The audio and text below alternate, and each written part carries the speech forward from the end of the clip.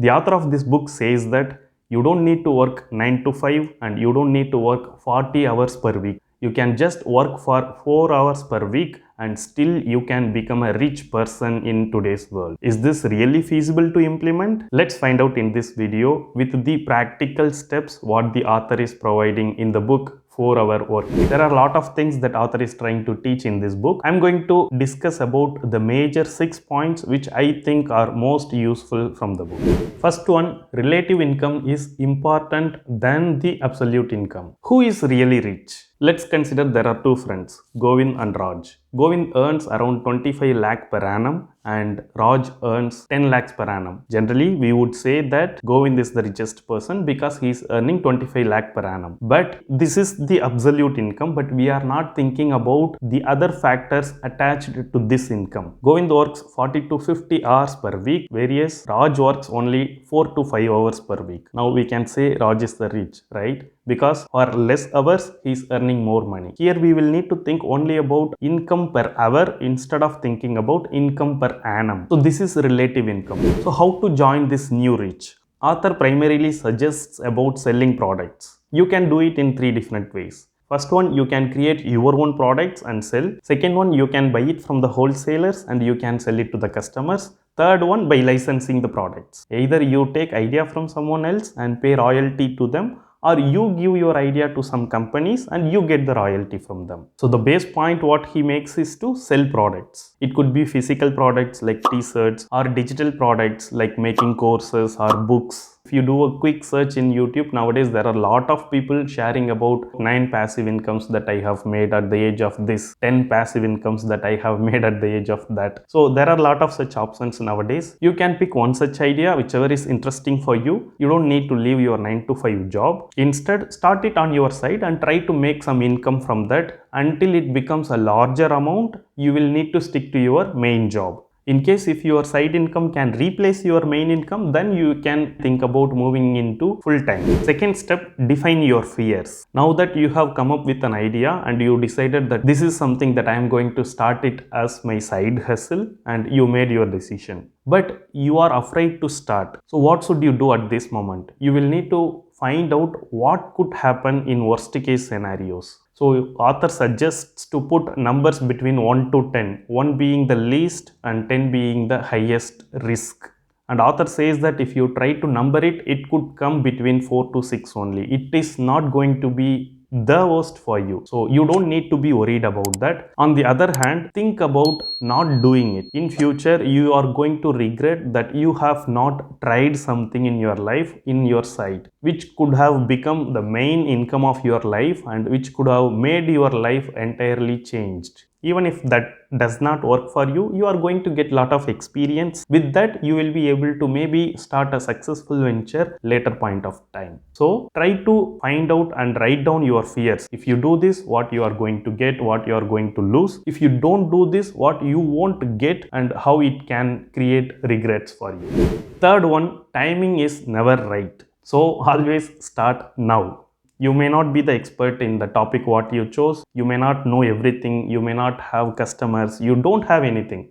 It's fine. Still, you just start right away. As you go along, you will be able to fix everything, whatever is not available for you now. But if you are trying to postpone, like maybe after completing that X project, then I will be starting this side hustle. Maybe after doing that other personal work, I will start this side hustle. If you are trying to postpone it based on 1 or 2 activities, then it will get postponed for a longer time. So instead of postponing, start right now. Do small things which can take you towards the bigger chunk of result one day. Fourth one, being efficient versus being effective.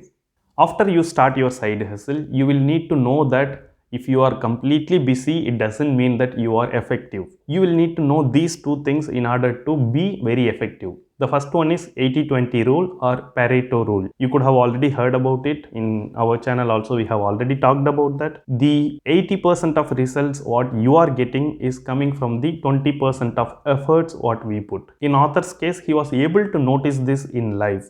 80% of the sales what he was getting is only through the 20% of quiet customers. And at the same time, 80% of the complaints what he was getting to his customer support team were from only 20% of the customers. So when he decided to discontinue his business with those 20% of the customers, he was getting very less complaints and the need of having that customer support team drastically reduced. Using this rule, you will also need to find out what are the 20% of the tasks that you need to do so that your side hustle can bring you 80% of the results. Second one, Parkinson's law. It says that work expands to fill the time available for its completion. Consider that you need to type 50 pages in 8 hours. You can finish it within 8 hours. But let's say your boss comes to you and asks you to complete it within 3 hours. You will still be able to do that. You will wonder why you are taking 8 hours of time when you are able to complete it within 3 hours. That's the mentality what we have. So the work will get filled with the available time. So if you reduce the time, our mind will switch the gear and fast track what we do. So don't try to be efficient, try to be effective. Fifth one, replace yourself and automate your income. Here author suggests to do the outsourcing. Outsourcing is a great option for you to replace yourself and in fact to multiply yourself in a big number. Let's say you are a trainer and you have written some notes in your notebook and you will need to type them in the Word and it might take, let's say, 5 hours to 8 hours of time. Here what you need to do is you need to think about your hourly income. For example, per hour, if you are going to take training to some students and if you are able to earn, let's say, per hour $10, and if you are able to find someone who can type your content in Word document for $3 per hour, then it's going to be a profit for you, right? You can outsource your typing task to someone who has less hourly rate than you and you can go and do the training. You will be able to make more money. If you think about the amount you are going to spend to someone else and if you are not outsourcing your low value tasks, then you are going to miss out the time and you are going to miss out the income from that time. So always think about your hourly rate and outsource the tasks that are low value for your time. You also need to make sure that before outsourcing any task, you will need to see whether that is really required for you or not. You will need to use the 80-20 rule and you will need to eliminate all the tasks that are not required before outsourcing anything, because we don't want to outsource something that is not at all required for you later stage. Here you can also make use of the concept of geo arbitrage. There are two aspects in this. One, currency differences. So if you are earning in USD and if you can outsource to someone who is in India or Pakistan or in similar places, you can enjoy the currency differences. The dollar versus the other currency comparison can help you to save more money. To outsource your work to someone else, you can hire a virtual assistant from Fiverr, Upwork and other similar platforms. Of course, it is not easy to find the right person before handing over your task. For this, author suggests that you can find some agency and hire them because you will have someone to organize and you will be able to ask questions or status updates in case your virtual assistant is not responding to you. At the same time, when you are in one time zone and if you are able to outsource your task to other time zone, maybe let's say at the end of the day you are outsourcing your task to another virtual assistant in different time zone and you go to sleep, and that time the virtual assistant will work for you and when you wake up your task will be already completed. So in both money and time, you will be able to save a lot. Sixth one, mini retirements. It is not a vacation. It is not sabbatical. It is something different from these. It is to completely relocate to another place, minimum from 1 month to 6 months, and live your life there itself and work from there. For this, you should have already completely moved into your side hustle income. It should have already become your main income. In case if you are still an employee and if you want to try this mini retirements, you should be having the privilege to work from home completely. So this is not something unachievable. We also already made a video about complete remote jobs. In case if you are interested, you can check out that. By the way, why do we need to take these mini retirements? First one, you are experiencing a different city, new culture, new working style. Second one, this will help you to regenerate and you will be able to focus more on your business. By any chance, it's not going to hurt you, it's going to only enable you to do better in what you are already doing.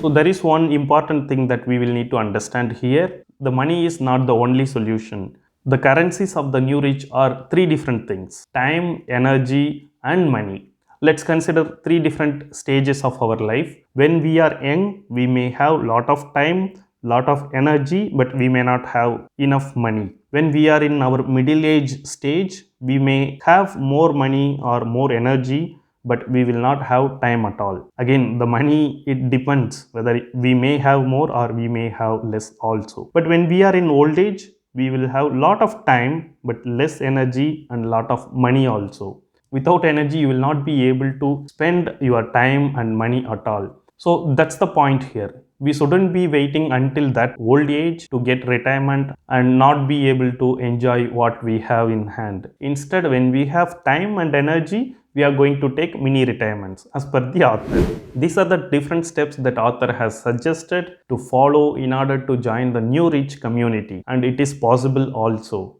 In case if you are interested to buy this book, I have given the link in the description. Hope this video is somehow helpful to you. Please like this video and share your inputs in the comments. Also subscribe to this channel. Please click the bell icon to get notified about my new videos. Thank you for watching this video. I will see you in my next video.